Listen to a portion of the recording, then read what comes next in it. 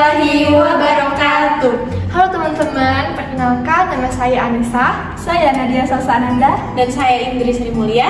Kami mahasiswa Fakultas Psikologi UIN Kedapatan Palembang, Angkatan 2020, kelas PI 4 dari kelompok 9. Video ini dibuat untuk memenuhi mata kuliah Islam dan Peradaban Melayu dan dosen Ibu Helena SAG SSM HUM.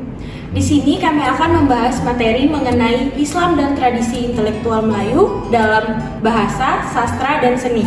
Dalam pembahasan ini, kami akan menjelaskan mengenai beberapa hal, yakni tradisi intelektual Melayu baik dalam bidang bahasa, sastra, dan seni. Selain itu juga, kami akan membahas mengenai kontribusi Islam terhadap tradisi intelektual Melayu dan pengaruh Islam terhadap tradisi intelektual Melayu. Untuk pembahasan lebih lanjut, yuk simak video berikut ini.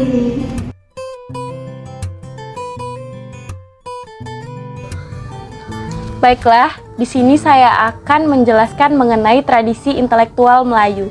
Intelektualitas merupakan keadaan atau sifat penggunaan pikiran dengan proses berpikir yang tersusun secara bertahap dalam mencari jawaban atau penyelesaian ke arah yang sempurna. Tradisi intelektual dalam masyarakat Melayu diperuntukkan secara lisan dan melalui tulisan. Nah, pada awalnya kegiatan intelektual orang Melayu terbatas, yakni hanya di lingkungan istana saja. Perubahan tradisi intelektual orang Melayu berlaku pada abad ke-19 saat Inggris memperkenalkan sekolah vernakular yang dikhususkan kepada bangsa Melayu. Dalam tradisi intelektual Melayu terdapat dalam beberapa bidang. Di antaranya itu ada bidang bahasa, bidang sastra, dan bidang seni. Nah, untuk penjelasannya, yuk lanjut di video berikut ini.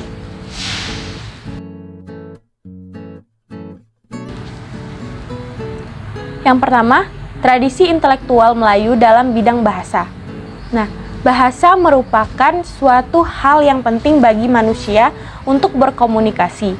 Pada awalnya, bangsa Indo-Melayu yang datang ke alam Melayu menggunakan bahasa Melayu Proto atau merupakan dari induk bahasa Melayu.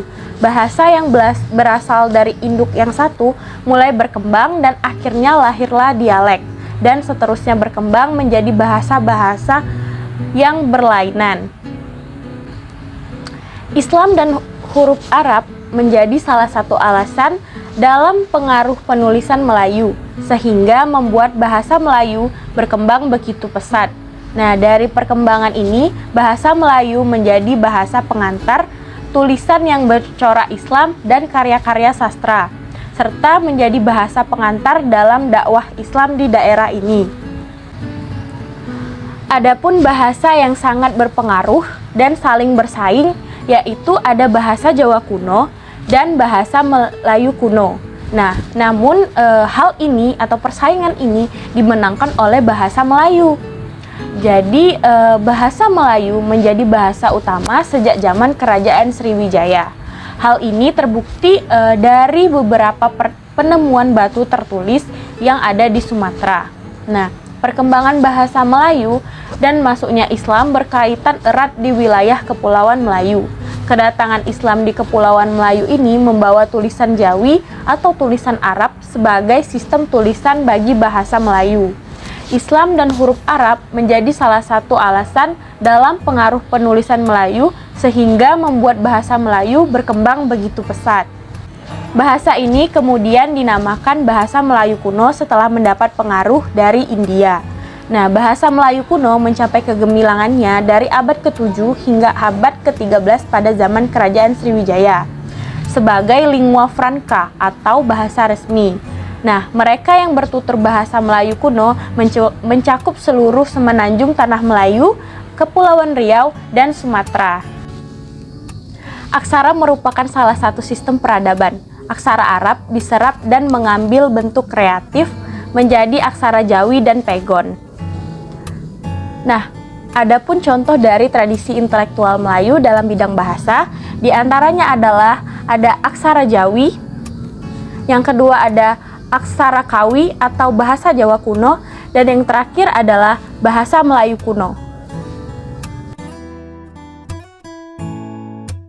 Swasti Sri Saka Varsatita 605 Ekadasi Sukla Paksa Wulan Vaisaka Dapunta Hyang Nayik Disamwau Mangalap Sidayatra. Halo teman-teman, di sini saya akan menjelaskan mengenai tradisi intelektual Melayu dalam bidang sastra. Hasil kesastraan ini merupakan cerminan tentang ketinggian pemikiran pada masyarakat Melayu. Pada masa ini, hasil sastra itu dibagi menjadi dua jenis, yaitu ada sastra lama dan sastra klasik. Sastra lama maupun sastra klasik ini merupakan salah satu bentuk hasil sebelum adanya penjajahan Inggris. Nah, contoh dari karya sastra Melayu ini seperti Talibun, Gurindam, Pantun, Seloka, Hikayat, dan lain-lain. Hasil sastra klasik ini pun dibagi menjadi dua jenis, yaitu ada tulisan dan juga lisan. Nah, pada tradisi tulisan ini banyak digunakan dalam istana dan sebagai sastra istana. Seperti gambar ini adalah gambar batu. Nah, di dalam batu ini ada tulisan. Lalu juga kayu ini, terus kulit. Nah, seperti itu ya contoh dari hasil karya sastra tertulisnya. Nah, lalu nih untuk sastra lisan, yaitu digunakan kebanyakan oleh masyarakat di desa. Nah, lisan ini berupa cerita dari mulut ke mulut. Sumber kesastraan lama lisan ini berupa mantra, lalu juga ada alim ulama dan lain-lain. Nah, lalu untuk kesastraan Melayu lama itu dibagi lagi nih dalam bentuk corak tulisan, yaitu yang pertama ada tulisan yang bercorak keagamaan seperti tafsir dan hadis, ilmu tauhid atau isul ad-din, terus ilmu fikih, ilmu tasawuf dan lain-lain. Lalu yang kedua itu ada tulisan yang bercorak sastra hikayat seperti cerita-cerita keagamaan, nabi dan rasul. Lalu yang ketiga itu ada tulisan yang bercorak sejarah, yaitu undang-undang, cerita Panji, cerita berbingkai, cerita berdasarkan empirik Ramayana dan Mahabharata. Lalu ada juga sastra rakyat yang berbentuk prosa ataupun puisi. Nah, selanjutnya mengenai tradisi intelektual Melayu dalam bidang seni.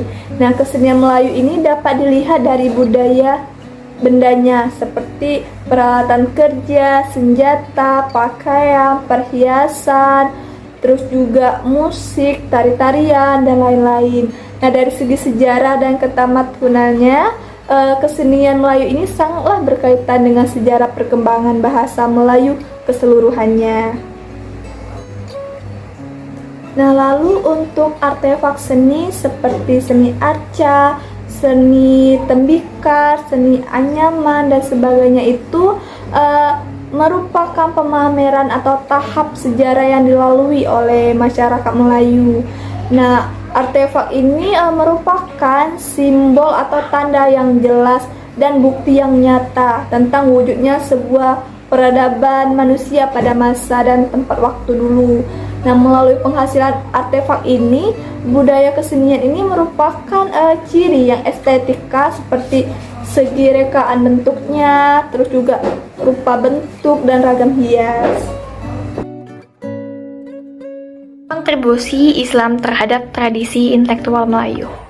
Jadi, sejak masuknya Islam di tanah Melayu pada abad ke-7 melalui jalur perdagangan yang dilakukan oleh bangsa Arab, Persia, Turki, dan Cina, semakin membuka pintu jalan baru dalam penyebaran Islam di Melayu Nusantara. Pada abad ke-11 hingga 12 Masehi, pada masa ini Islam berkembang pesat di seluruh pelosok Melayu.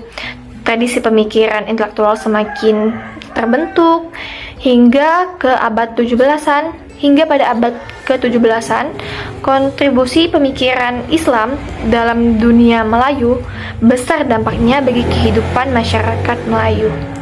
Kemajuan yang dialami oleh dunia Melayu itu sendiri tidak terlepas dari pemikiran Islam. Pengaruh Islam terhadap tradisi intelektual Melayu itu ada 3 aspek. Yang pertama itu ada aspek bahasa. Nah, dalam bidang bahasa ini itu melalui bahasa Arab, yang mana pengaruh Islam itu berlaku dalam 3 aspek. Yang pertama itu ada objek tulisan, yang kedua itu ada tata bahasa, dan yang ketiga itu ada perbendaharaan kata. Sejak kedatangan Islam dengan membawa aspek-aspek bahasa ini telah meningkatkan taraf bahasa Melayu sebagai alat pengucapan intelektual sekaligus menjadi bahasa perantara bahasa di Nusantara. Kedua itu ada aspek sastra. Nah, dalam aspek ini, pemikiran Islam sangat berkontribusi besar terhadap dinamika masyarakat Melayu dan juga di kalangan kerajaan, yang mana berbagai karya itu ditulis untuk menasihati dan menghibur di kalangan kerajaan dan masyarakat yang mengedepankan adab, yang mana karya kesastraan tersebut menjadi fenomena yang selaras dan dapat ditemui di negeri Islam, baik di Persia, Arab, dan lain sebagainya, yang mana telah diterjemahkan dalam bentuk bahasa Melayu. Itu ada dalam aspek seni. Nah, dalam aspek seni ini banyak sekali kontribusi Islam terhadap masyarakat. Dapat kita lihat pada bangunan masjid, nisan, dan perhiasan. Penggunaan kesenian sebagai media dakwah adalah daya tarik yang lain dalam kesenian ini, karena inilah yang dilakukan oleh Wali Songo di Jawa, yaitu Sunan Kalijaga. Selain itu, masjid juga menjadi kesenian yang dihasilkan dari pemikiran Islam dalam dunia Melayu dari segi bentuk dan ornamen masjid yang dibangun pada kisaran abad ke-14 hingga 18 Masehi. Lebih cenderung masih berbentuk tradisional, yang mana hal itu masih dipengaruhi oleh kebudayaan Hindu-Buddha. Nah, adapun salah satu bentuk bangunan masjid yang ada di Nusantara itu kayak Masjid Al-Aqsa Menara Kudus yang terletak di Kudus, Jawa Tengah. Nah, masjid ini itu dibentuk pada tahun 1549 oleh Sunan Kalijaga. Baiklah, itu saja yang dapat kami sampaikan. Terima kasih sudah menonton. Semoga video ini dapat bermanfaat bagi semua. Kami akhiri. Wassalamualaikum